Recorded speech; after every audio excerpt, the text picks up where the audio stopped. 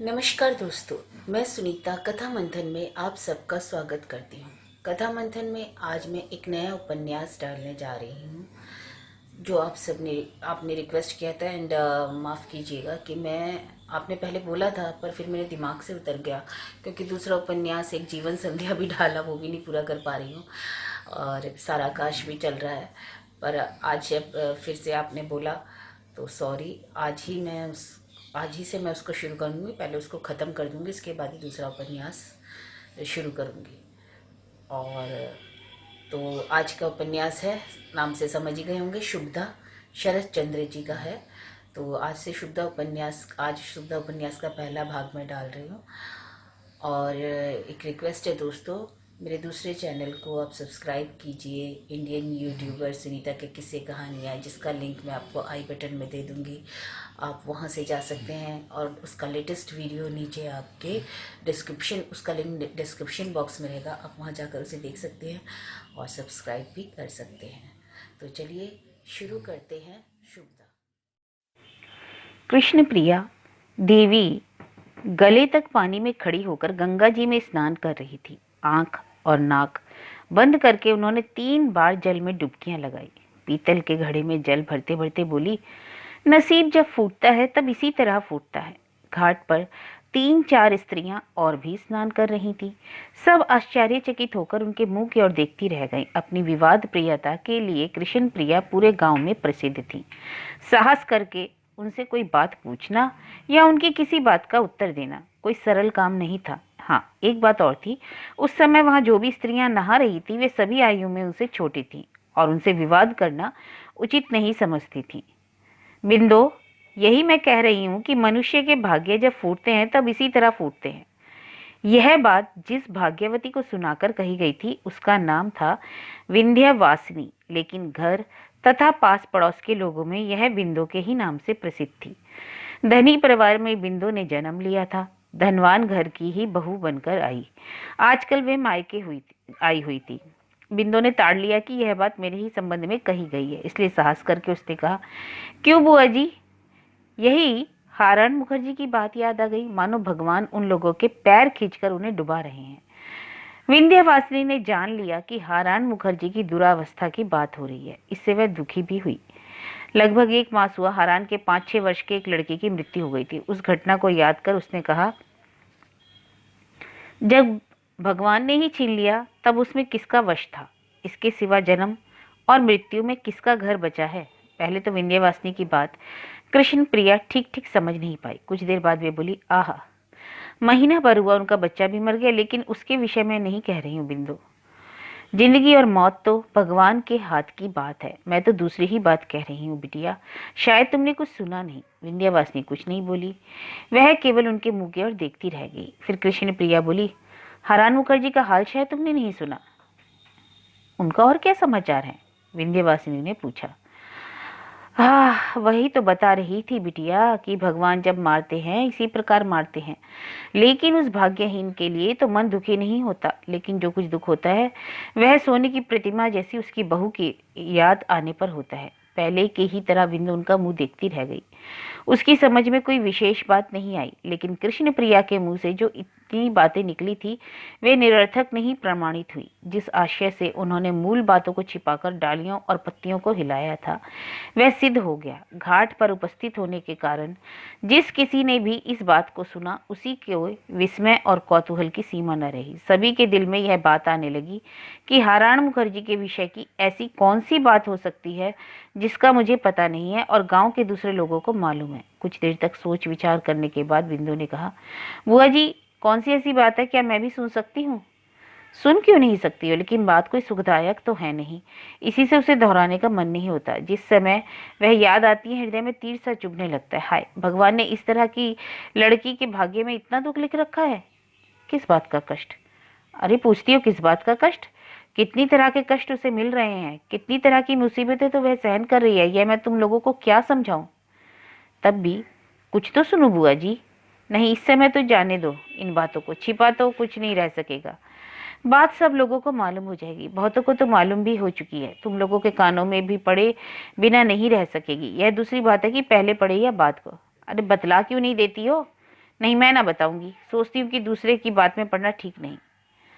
बिंदु ने हंसकर कहा, बुआ जी, हम लोग क्या तुम्हारे लिए पराए हैं? मुझे विश्वास है कि तुम मुझसे यह बात ना छिपा रखोगी। गंगा जी में खड़ी होकर क्या झूठ बोलूंगी? क्या आवश्यकता है झूठ बोलने की? क्या मैं तुमसे झूठ बोलने को कह रही हूँ? अरे तब मैं कैसे बतलाऊं? अभी तो गंगा जी में खड़ी खड़ी मैं कह रह चुकी हूँ कि दूसरों की बात में ना पड़ूंगी।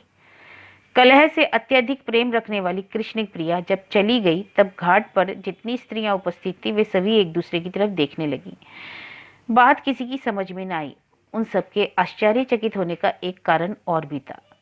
आज तक उनमें से किसी के सामने ऐसा मौका कभी नहीं आया था कि कृष्ण प्रिया ने कोई बात कही हो और उसे समाप्त किए बिना उन्होंने छोड़ दी हो। खैर, स्थान से निपटकर वे सब अपने अपने घर की तरफ चल दी। बिंदु भी लौटकर घर आई। सूखा कपड़ा पहनकर वह माँ के पास जाकर बैठ गई। माँ ने कहा, बिंदु, अभी तक तुम नहाती रही हो। बिटिया, देर तक जल में रहने से कहीं तुम्हारी तबीयत खराब हो गई तो? बिंदु, तो तो क्या होगा, चारपाई पर ही 2 दिन पड़ी रहूंगी। माँ ने हंसकर कहा, तो यह कहो ना कि बीमार पड़ने पर तुझे आराम ही मिलेगा, चाहे तेरे कारण दूसरों को भले ही दुख भोगना पड़े। माँ, हरान मुखर्जी को क्या हो गया? माँ, जो होना तो वही हुआ, अब क्या होगा? बिंदु, आज घाट पर कृष्णा बुआ कुछ इस प्रकार की बातें कर रही थी कि जैसे उनके यहाँ पुत्र की मृत्यु के बाद कोई नई दुखदायक घटना हुई है। क्या तुमने कुछ सुना? माँ, मैंने तो कुछ नहीं सुना। कृष्णा क्या कह रही थी? वे कह रही थी कि भगवान हरान मुखर्जी को पैर खींचकर उन्हें डुबा रहे हैं, लेकिन उस भाग्यहीन पुरुष की अवस्था पर मुझे दुख नहीं होता। दुख होता है सोने की प्रतिमा जैसी उसकी बहू के कारण। केवल इतना ही उनके मुंह से निकला और अधिक वे कुछ नहीं बोली। आग्रह करने पर उन्होंने कहा कि दूसरे की चर्चा मैं ना करूंगी।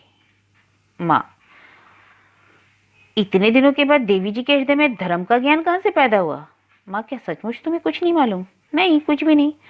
तो मैं आज दोपहर को उनके घर अवश्य जाऊंगी। क्यों? क्या यह जानने के लिए कि कौन सी दुर्घटना उनके यहाँ हुई है? हाँ। क्या तुझे कुत्ते ने काटा है? जिस झमेले में पड़ने से उनकी इच्छा नहीं हुई, तो उसके विषय में तू जानने क्यों जाएगी? उनकी किनकी? बिंदु की माँ ने कुछ इधर उधर करके कहा, उन्हीं कृष्ण प्रिया देवी की। बिंदु, क्या कृष्ण प्रिया देवी आदर्श हैं कि वे जो कुछ ना करे वह किसी को नहीं करना चाहिए? माँ, इन सब विषयों में तो वे एक तरह से आदर्श ही हैं। होंगी आदर्श, पर आज तो मैं जाऊंगी।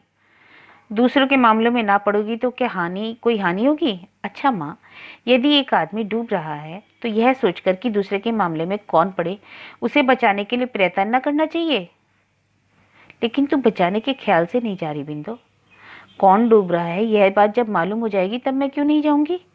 बिंदु की माँ के मुंह से कुछ देर तक कोई बात नहीं निकली। बात को उन्होंने कहा, बिटिया, वहां तुम्हारे जाने की आवश्यकता नहीं। हरान मुखर्जी भला आदमी नहीं है। तुम्हारे पिता से उनकी दुश्मनी है। उनके घर में तुम्हारा जाना क्या अच्छा लगेगा? माँ, हरान मुखर्जी भला आदमी नहीं है, यह मैं जानती हूँ, लेकिन क्या मैं उसके पास जा रही हूँ? उसकी स्त्री के पास जाने में क्या आपत्ति है? मुझे साफ दिखाई पड़ रहा है कि वे लोग किसी न किसी मुसीबत में फंसे हुए हैं। ऐसी दशा में पास पड़ोस में रहते हुए भी यदि हम लोग उनकी तरफ से आंखें बंद करके रखेंगे तो ससुराल में मेरा कोई मुंह ना देखेगा। माँ, अघोरनाथ ने क्या तुझसे यह कह रखा है कि गांव में घूम घूम कर यह देखती रहना कि किसके घर में क्या हो रहा है? और अगर तुम हरान मुखर्जी का समाचार ना जान सकोगी तो क्या वे तुम्हारा मुंह ना देखेंगे? इधर मैं माँ होकर जो करने के लिए तुझे रोक रही हूँ उसे किए बिना क्या तेरा निर्वाह नहीं है? क्या तुझे मेरी बात नहीं माननी चाहिए? नहीं माँ, मुझे वहां जाना ही चाहिए। जाकर तू क्या मालूम कर लेगी? हरान मुखर्जी को क्या हुआ है इसकी क्या घर में किसी को जानकारी नहीं है? तुमने किस तरह जाना? तुम्हारे बाबूजी ने मुझे बताया। तो मुझे क्यों नहीं बतलाती हो क्या हुआ? अरे, नंदी महोदय के यहाँ कुछ गबन किया, इसलिए उन्होंने हरान मुखर्जी को पुलिस के हवाले कर दिया। ये नंदी महोदय कौन है? ब्राह्मण पाड़ा के जमींदार। हरान मुखर्जी उन्हीं की रियासत में काम किया करता था। और गबन कितने रुपए का? 200 के करीब। किसी ने जमानत नहीं की? जमानत कौन करेगा? गांव में केवल तुम्हारे बाबूजी को सब लोग जानते हैं। वही एक ऐसे आदमी है कि जो जमानत कर सकते हैं, लेकिन उस अभागे ने तो इन्हें भी दुश्मन बना रखा है। इनसे एक बार जमानत करने के लिए कहा भी, लेकिन इन्होंने इनकार कर दिया। बिंदु कुछ देर मौन भाव से सोचती रही। बात को उसने कहा, जरा देर के लिए दोपहर में मैं उनके यहाँ जाऊंगी। जब से आई हूँ तब से एक बार भी उनकी बहू से भेंट नहीं की। बिंदु की माँ अवाक हो उठी। गुस्से के साथ उन्होंने कहा, इतनी बातें सुन लेने के बाद भी तू जाएगी? बिंदु ने बहुत ही सरल और स्वाभाविक ढंग से सिर हिलाकर कहा, हाँ माँ, और कुछ न कह सकी। कुछ देर मौन रहने के बाद बिंदु ने फिर कहा, उनके यहाँ मेरे जाने के कारण किसी को किसी प्रकार की हानि ना होगी। मेरा तो यह कहना है माँ कि पुरुषों में यदि कुछ झगड़ा हो जाए तो औरतों को उससे दूर रहने में ही भला है। देर होते देखकर माँ उठ गई। चलते समय उन्होंने कहा, वे सुनेंगे तो बहुत कोपित होंगे। मैं ऐसी तरकीब से जाऊंगी माँ, बाबूजी को मालूम ही ना हो सकेगा। माँ, उन्हें मालूम हुए बिना न रह सकेगा। तुम कह दोगी तो मालूम हो ही जाएगा, लेकिन यह बात मालूम होने पर वे नाराज होंगे। बिंदु ने अन्यमनस्क भाव से कहा, माता पिता संतान से नाराज होते हैं, लेकिन उनका गुस्सा स्थायी नहीं होता। थोड़ी ही देर में उन्हें अप्रिय बात को भूल जाते हैं, लेकिन तुम इसकी चिंता ना करो।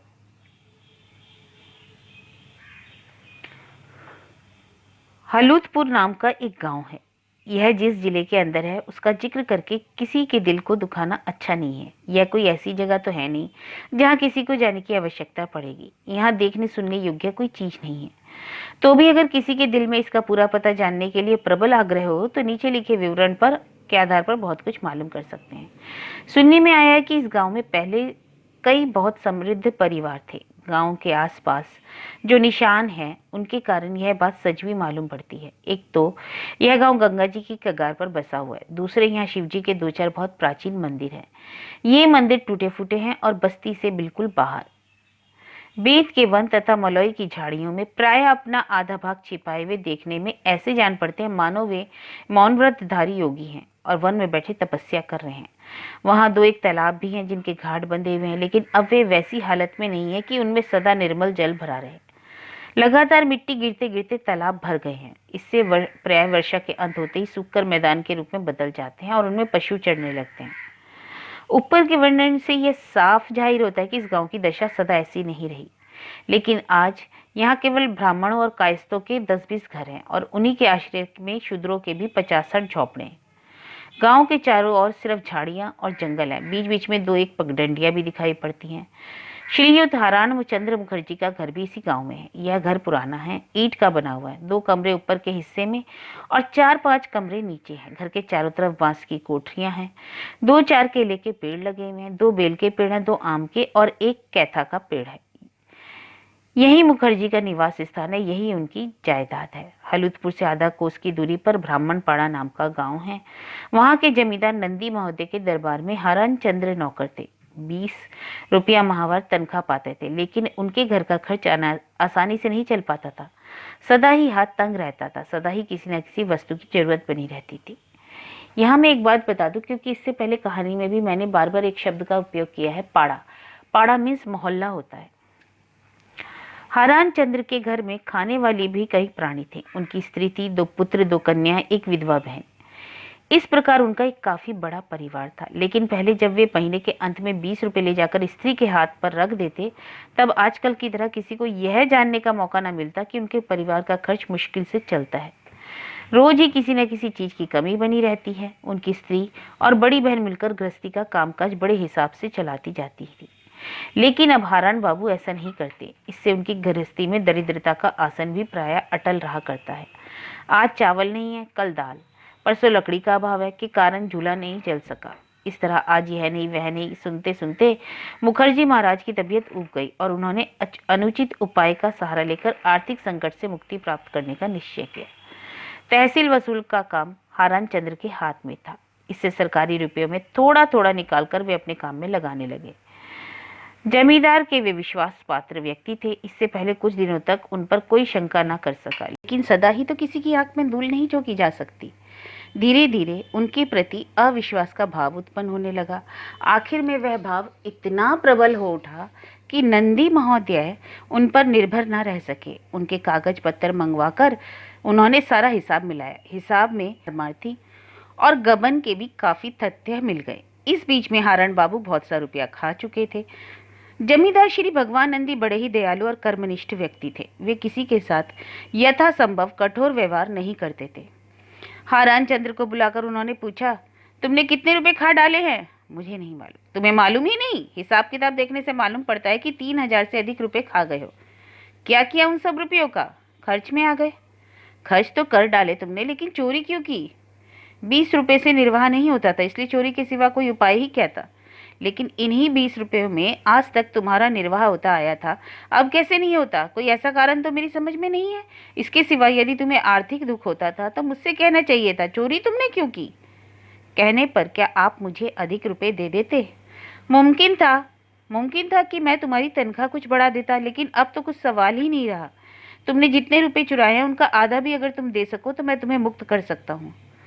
मैं रुपए कहाँ से दे सकता हूँ? मेरे पास तो कुछ भी नहीं। अगर तुम्हारे पास कुछ जमीन जायदाद हो तो उसे बेचकर तुम रुपया दे दो।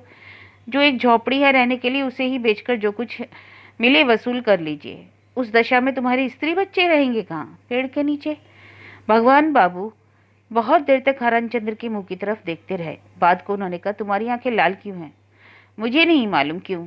अब उन्होंने हारन चंद्र को विदा कर दिया और अपने एक कर्मचारी को बुलाकर उन्होंने कहा, क्या तुम हारन मुखर्जी के घर का हाल मालूम कर सकते हो? किस तरह का हाल आप जानना चाहते हैं? यही कि उनकी पारिवारिक दशा कैसी है, कुछ संपत्ति आदि उनके पास है या नहीं, या वे किसी के ऋणी हैं या नहीं।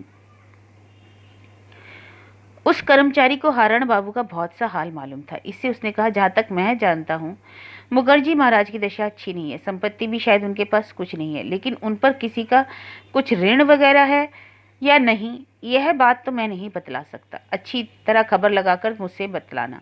2 दिन के बाद उस कर्मचारी ने बाबू को बतलाया, मुखर्जी महाराज की आर्थिक दशा अत्यंत ही शोचनीय है। बाकी चीजों के विषय में मैंने जो कुछ बतलाया था वह सब बिल्कुल सत्य है। भगवान बाबू ने पूछा, मुखर्जी क्या कुछ नशा आदि किया करते हैं? जी हाँ, वे गांजा पीते हैं। यही कारण है कि उस दिन उनकी आंखें लाल लाल दिखाई दे रही थी। क्या कोई अमानुषिक दोष भी है उनमें? है? कर्मचारी ने नीचे की ओर मुंह किए हुए कहा, सुनता तो हूँ। तब तुम एक काम करो, कल अदालत में जाकर उसके नाम गबन का दावा दायर करो, साथ ही पुलिस में इसकी खबर दे दो। अंत में परिणाम यह हुआ कि हारान महाराज को पुलिस के द्वारा गिरफ्तार होकर हवालात में जाना पड़ा। समीप होने पर भी हलुदपुर से यह बात प्रायः कोई भी नहीं जान सका, लेकिन बिंदु के पिता भवतारण गांगुली को यह मालूम था। शायद नंदी महोदय ने ही इस घटना की सूचना दी थी। वे एक प्रतिष्ठित और प्रभावशाली व्यक्ति थे। यदि वे चाहते तो हारान चंद्र को उसी समय हवालात से छुड़ा सकते थे, लेकिन उन्होंने कुछ नहीं किया। हारान चंद्र के और कोई सहायक या साधन था नहीं, इससे वे हवालात में पड़े पड़े सड़ते रहे। हाँ, एक प्रश्न है। बात यह है कि कलह के लिए निरंतर कटिबद्ध रहने वाली कृष्ण प्रिया को यह बात कैसे मालूम हो गई? इस प्रश्न का उत्तर तो केवल वे दे सकती थी, और किसी व्यक्ति को इसका आभास भी नहीं हो सका। बैसाख का दोपहर, आकाश पर काले काले बादल छाए हुए हैं। इससे प्रायः अंधेरा होता आ रहा है। ऐसे समय में हारान बाबू के रसोई घर के बरामदे में उनकी स्त्री और ज्येष्ठ कन्या ललना एक दूसरे की ओर मुंह किए हुए बैठी हैं। उन दोनों का मुंह सूखा हुआ है। आज एकादशी है। ललना बाल विधवा है, इससे उसके भोजन का कोई प्रश्न ही नहीं है। और उसकी माता, उन्होंने भी अभी तक मुंह में कुछ नहीं डाला। ललना ने कहा, माँ शायद आज भी बाबूजी नहीं आवेंगे। बादल बराबर चढ़ते आ रहे हैं। अगर कहीं वर्षा होने लगी तो रसोई घर में पैर रखने तक को जगह न रह जाएगी। तुम कुछ खा क्यों नहीं लेती? ललना की माँ ने कहा, तनिक और देख लूं। 3 दिन से वे नहीं आए, संभव है वे आज ही आ जाए। माँ, बाबूजी तो ऐसा तो और कभी नहीं किया करते थे। 3 दिन से वे नहीं आए, अगर आज भी ना आवे तब क्या कर सकती हूँ, भगवान ही है। एकादशी के दिन रासमणी, हारण बाबू की बड़ी बहन, विलंब से स्नान पूजा किया करती थी। जिस समय माँ बेटी में ये बातें हो रही थी, उसी वक्त नित्य क्रिया से छुट्टी पाकर माला फेरती फेरती वे भी आ पहुंची और चिल्लाकर बोली, बहू अभी तक खाया नहीं तुमने? बहू ने खिन्न भाव से कहा, तनिक और देख लो। देख लो मेरा सिर, और देखकर करोगी क्या? वह बदमाश क्या आज इस वक्त लौट कर आवेगा? गांजे के नशे में वह चूर किसी जगह पड़ा होगा वैश्य वैश्य के घर पर। व्रत के दिन रासमणी के स्वभाव में बहुत कुछ चिड़चिड़ापन आ जाया करता था। उनकी उपयुक्त बात के उत्तर में जब किसी के मुंह से कुछ ना निकला तब वे और कुपित हो उठी और बोली, वह मुंह जला कब मरेगा कि मेरी छाती की आग बुझेगी। इस बार ललना सह ना सकी, दुखित भाव से बोली, बुआ जी एकादशी के दिन शाप क्यों दे रही हो? एकादशी के दिन शाप क्यों दे रही हो? यह बात रासमणी के हृदय में जाकर चुप गई। भाई के संबंध में इस तरह की अशुभ बात मुंह से निकल जाने के कारण वह मन ही मन बहुत दुखी हुई। साथ ही उन्होंने लज्जा का भी कम अनुभव नहीं किया। लेकिन कभी कल की छोकरी ललना इस तरह की बात उन्हें कह गई, इससे उनकी क्रोधाग्नि अधिक वेग से भभक उठी। उन्होंने कहा, अभी कल तो मेरे सामने पैदा हुई है, आज मुझे एकादशी द्वादशी सिखाने आई है? बूढ़ी हो गई है, इतना भी नहीं जानती तेरा ही बाप है वह, मेरा कुछ नहीं। क्या मुझे ममता ना होगी? इतना सब कहते कहते रासमणी की आंखें भर आई। दुखी भाव से वे कहने लगी, मैया मेरा 3 दिन से घर नहीं आया भैया। उसके लिए मेरा हृदय कितना दुखी हो उठा है, यह मेरे इष्ट देवता ही जान सकते हैं। इतना कहकर रासमणि ने आंचल में 2 बूंद आंसू पोंछ डाले और वे कहने लगी, मेरे बुढ़ापे की अवस्था है, क्रोध में आती हूँ तो कुछ कह बैठती हूँ, लेकिन तुम लोगों से जरा भी नहीं सहा जाता। आंख में उंगली घुसेड़कर भूल दिखलाने तथा 4 बातें सुनाने के लिए सदा तैयार रहा करती हो। कोई मतलब नहीं भैया, मैं तुम लोगों की बातों में ना पड़ूंगी, लेकिन खाए बिना वह बहु सूख सूख कर कांटा होती जा रही है, इसलिए 2 बात मुंह से निकालनी ही पड़ती है। ललना को बहुत ही दुख हुआ। उसे यह नहीं मालूम था कि मेरी इस बात का इतना गंभीर अर्थ निकाला जा सकता है और इसके कारण अश्रुपात भी हो सकता है। उसने कहा, बुआ जी मुझसे भूल हो गई, अब इस तरह की बात मुंह से ना निकलने दूंगी। वास्तव में लल्ला ने बुआ को इतनी तीखी बात कह अनुचित कार्य किया था। उसकी माता ने कहा, बिटिया अब तुम बड़ी हो गई हो, तुम्हें सोच समझकर हर एक बात मुंह से निकालनी चाहिए। इस तरह की बातचीत के बाद पुत्री और ननद के आग्रह करने पर ललना की माता ने कुछ खाना खाया। उसके बाद ही अपनी 5 वर्ष की कन्या परमिला की उंगली पकड़े हुए विंध्यावासिनी ने हारन बाबू के घर में प्रवेश किया। सामने ही रासमणि खड़ी थी। विंध्यावासिनी की ओर दृष्टि जाते ही उन्होंने कहा, बिंदो तो भाई अब इस औरत तो कभी दिखाई नहीं देती। बिंदु दबने वाली स्त्री थी नहीं। हंसकर वह भी झट बोल उठी, तुम ही कहाँ रोज खड़ी रहती हो दीदी? अरे मुझे क्या घर से पैर निकालने का अवसर मिलता है बहन? छोटे लड़के की बीमारी के कारण एक क्षण के लिए भी निकलने का समय नहीं मिलता। उसे क्या हुआ है? बुखार है, तिल्ली बढ़ गई है, पेट में ना जाने क्या क्या रोग हो गया। उसे कोई रोग होने को बाकी नहीं है। वह कहाँ गई? अभी ही उन्होंने जरा सा खाया, उस कमरे में लड़के के पास जाकर बैठी हैं। खाने में इतनी देर? हारान की राह देख रही थी। वह 3 दिन से घर नहीं आया। उन्होंने सोचा कि संभव है आता ही हो, इसलिए खाने में इतनी देर हो गई। बिंदु वहां नहीं रुकी। वह सीधे उस कमरे में गई जिसमें बहू अपने रोगग्रस्त छोटे लड़के माधव के सिराने बैठी हुई उसे कहानी सुना रही थी। माधव हरान चंद्र मुखर्जी का छोटा लड़का है। उसकी आयु अभी 8 वर्ष की है। 1 वर्ष हुआ मैं मलेरिया ज्वर से पीड़ित हुआ था। तब से इस रोग से एक दिन के लिए भी उसका पिंड नहीं छूटा। इधर उसकी तिल्ली भी बढ़ गई। इससे अत्यधिक निर्बलता के कारण वह एक तरह से चारपाई से लग गया। रोग उसका कुछ वैसे असाध्य नहीं। यदि नियमित रूप से किसी अनुभवी चिकित्सक के परामर्श के अनुसार उसकी चिकित्सा की जाती तो वह अभी तक ठीक हो गया होता, लेकिन अर्थाभाव के कारण उसकी चिकित्सा की कोई भी उचित व्यवस्था नहीं हुई। सुनी सुनाई साधारण ढंग की औषधियां, चूर्णों तथा कुनाइन की मदद से वह किसी तरह भी रोग मुक्त नहीं हो पाया। अपने शांत, स्निग्ध और उज्जवल नेत्रों की दृष्टि माता के मुख पर स्थापित करके माधव ने कहा, माँ, बाबूजी 3 दिन से मुझे देखने के लिए क्यों नहीं आए? वे यहाँ नहीं है। कहाँ गए माँ? माँ ने जरा सा इधर उधर करके कहा, तुम्हारी दवा लेने गए हैं। बालक प्रसन्न उठा। उसने कहा, मीठी दवा लाते तो अच्छा है माँ, कड़वी दवा मुझसे नहीं खाई जाती। देखो माँ, अच्छा होकर पहले की तरह फिर घूमने फिरने की मेरी बड़ी इच्छा होती है। जरा देर रुकने के बाद वह फिर बोल उठा, अच्छा माँ, मैं अच्छा हो जाऊंगा ना? माँ के नेत्रों में जल आ रहा था। मनी मन वे कह उठ रही, विधाता के मन में क्या है यह तो वे ही जानते हैं। प्रकट रूप से वे कुछ कहने को ही थी कि इतने में तेजी से पैर बढ़ाती हुई बिंदु पास आ गई और बोली, क्यों नहीं हो जाओगे बेटा, मैं पास रहकर तुम्हें अच्छा कर दूंगी। माधव या उसकी माता ने अभी तक यह नहीं देखा था कि बिंदु आ रही है। इससे उसकी बात सुनकर वे दोनों चकित हो उठे। बिंदु चारपाई पर से बैठ गई। उसने कहा, शुभदा, भोजन कर लिया तुमने? हारान चंद्र की स्त्री का नाम था शुभदा। बिंदु उम्र में उससे कुछ छोटी थी, लेकिन फिर भी बातचीत के मौके पर वह उसका नाम लेकर ही पुकारा करती थी। शुभदा ने सिर हिलाकर सूचित किया, हाँ, तुम्हारी बड़ी लड़की कहाँ है? शायद ऊपर है। तनिक उसे बुलाओ तो, यह कहकर बिंदु स्वयं पुकारने लगी, ललना, ओ ललना। ऊपर से ही ललना बोली, क्या है? अरे जरा नीचे तो आ बिटिया। ललना के आने पर बिंदु ने अपनी कन्या को उसे दे दिया और कहा, प्रमिला को लेकर थोड़ी देर तक तुम अपने छोटे भाई के पास बैठो तो बिटिया। बहुत दिनों के बाद तुम्हारी माँ से भेंट हुई है, उस कमरे में जाकर थोड़ी देर में इनसे बातें कर लूं। प्रमिला को ललना को देकर बिंदु शुभदा का हाथ पकड़े हुए ऊपर जाकर बैठी। कमरे का दरवाजा उसने बंद कर लिया। तब उसने कहा, हारान भाई आज कितने रोज से घर नहीं आए? 3 दिन से। आए क्यों नहीं, कुछ मालूम है? कुछ नहीं। विंध्यवासिनी जिस प्रकार से बातें कर रही थी उसके कारण शुभदा को आशंका हो रही थी। उसे जान पड़ा था मानो यह कोई बात कहना चाहती है। इधर विंध्यवासिनी मौन भाव से बैठी हुई कुछ सोचने लगी। शुभदा भी व्यग्रता पूर्वक उसकी प्रतीक्षा करने लगी। बड़ी देर के बाद बिंदु ने कहा, शुभदा, ऐसी बहुत सी बातें हैं जो इच्छा करने पर भी मधुर भाव से नहीं कही जा सकती, जानती हो ना? सूखे हुए मुख से शुभदा ने कहा, जानती हूँ। क्यों?